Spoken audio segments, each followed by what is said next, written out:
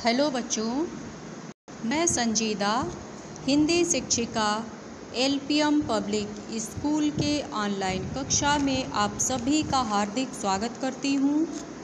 बच्चों, आज हम सब संस्कृत रत्नम हमारी जो पाठ्य पुस्तक है इसके तृतीय पाठ का अध्ययन करेंगे, जो कि प्रकरण है हमारा पुरुष। ठीक है बच्चों, आइए शुरू करते हैं। सबसे पहले आप ये बताइए कि संस्कृत में कितने पुरुष होते हैं। बच्चों, संस्कृत में पुरुष के 3 प्रकार होते हैं। पहला है प्रथम पुरुष, मध्यम पुरुष और उत्तम पुरुष। ठीक है, तो चलिए अब हम लोग जानते हैं कि प्रथम पुरुष किसे कहते हैं। बच्चों, प्रथम पुरुष को अन्य पुरुष भी कहा जाता है, जैसे सह। सह का अर्थ होता है वह। तो का क्या अर्थ होता है? वे दोनों। ठीक है, ते का क्या अर्थ होता है? वे सब। रामः, सीता आदि। समझ में आया? प्रथम पुरुष में क्या क्या आता है बच्चों?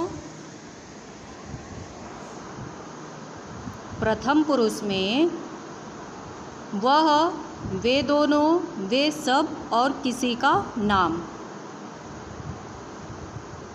ये सब हमारे प्रथम पुरुष हैं। ठीक है, सह, अगर कोई एक है जिसे बोला जाए वह, तो उसका संस्कृत क्या होगा?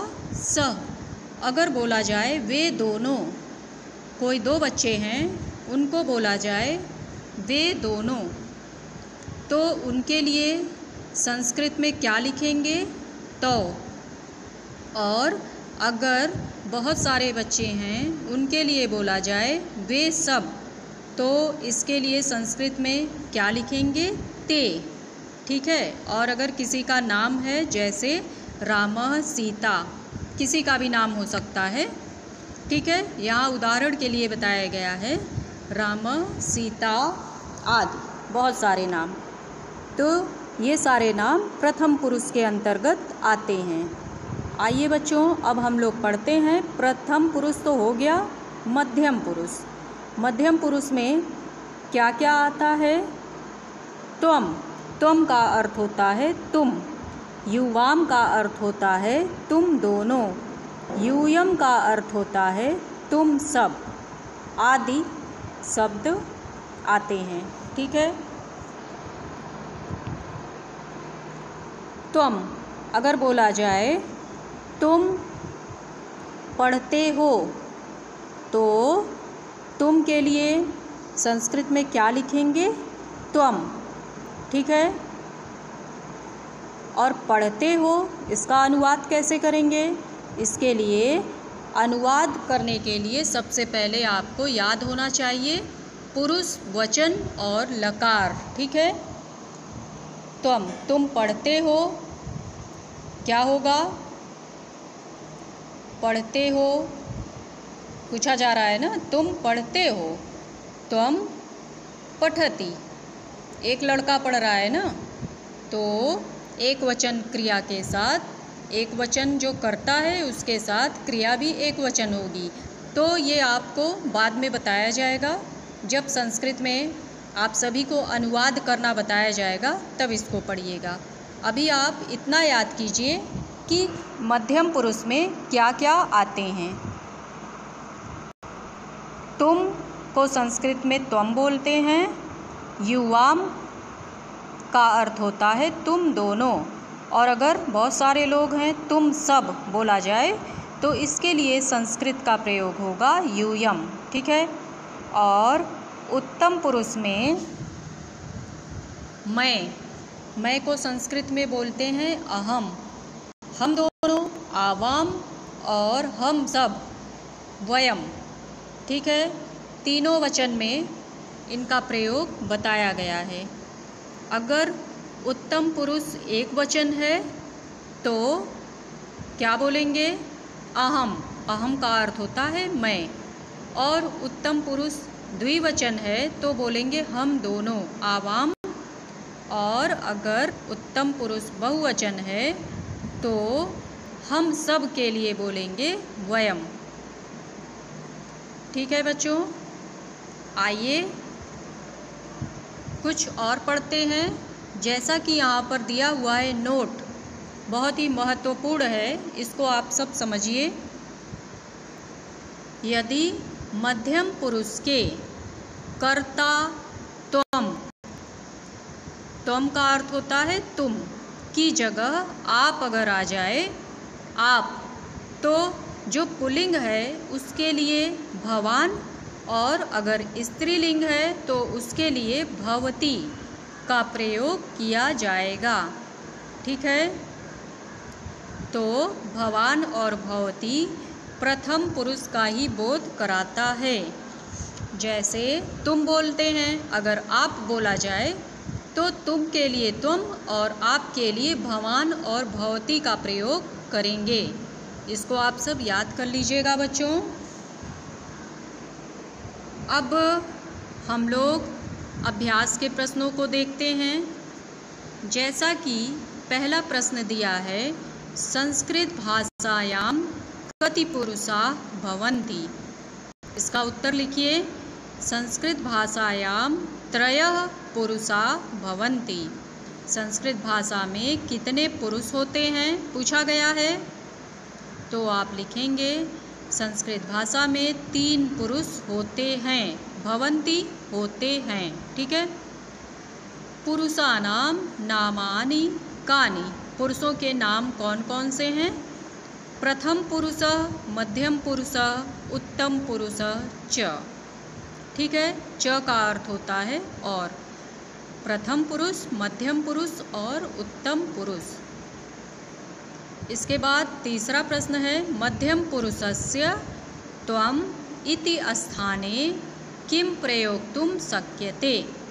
इसमें यह पूछा गया है कि मध्यम पुरुष में त्वम के स्थान पर आप क्या प्रयोग करेंगे? भवान, भवती, वा। ठीक है, अगर आप आ जाए तो उसके लिए भवान और भवती का प्रयोग करेंगे।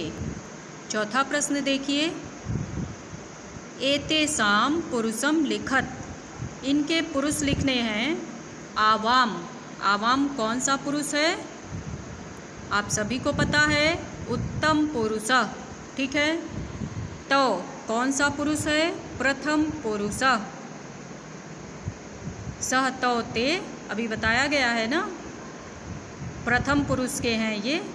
अगर एक वचन है तो सह, द्विवचन है तो और बहुवचन है तो ते। ते कौन सा पुरुष है? प्रथम पुरुष। वयम उत्तम पुरुष।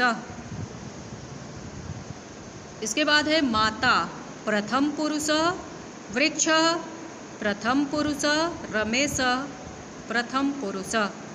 समझ में आ रहा है ना? पांचवा प्रश्न है, एतत् स्मरत। इसे आपको याद करना है। प्रथम पुरुष पुल्लिंग में और प्रथम पुरुष स्त्रीलिंग में बताया गया है कि एक वचन, द्विवचन, बहुवचन। अगर प्रथम पुरुष पुल्लिंग में आप आता है तो एक वचन में आप क्या लिखेंगे? भवान, और द्विवचन में भवन्तौ और बहुवचन में भवन्तः। और अगर प्रथम पुरुष स्त्रीलिंग है तो उसमें आप एक वचन के लिए भवती लिखेंगे और द्विवचन के लिए भवत्यो और बहुवचन के लिए भवत्या। समझ में आ रहा है बच्चों? सातवां प्रश्न देखिए, अधः प्रदत्त चित्राणि दृष्ट्वा संस्कृत नामानि लिखत। अपनी पुस्तक में आप देखेंगे चित्र दिया हुआ है और इनके नाम संस्कृत में लिखने हैं। जैसे एषः क्या बना है? घोड़ा बना है, तो आप संस्कृत में लिखेंगे अश्व। एक घोड़ा है ना, तो एक वचन आप लिखेंगे अश्व। इसके बाद बकरी बनी हुई है, ऐसा। बकरी को संस्कृत में बोलते हैं अजा, ठीक है, अजा लिखिए। इसके बाद एक लड़की है, सा, क्या लिखेंगे, बालिका। इसके बाद ते, बहुत सारे बच्चे हैं तो आप लिखेंगे बालकाः, बहुवचन, ठीक है। इसके बाद एक फूल है तो क्या लिखेंगे, एतत् पुष्पम, यह फूल है। इसके बाद लताएं हैं, ठीक है, एक लता, लता को क्या लिखेंगे, सा लता। समझ में आ गया बच्चों? चलिए आप सभी इसे अपनी पुस्तक में लिखिएगा, इसके बाद CW की कॉपी पर और फेयर कॉपी पर, ठीक है बच्चों। आज के लिए बस इतना ही। धन्यवाद।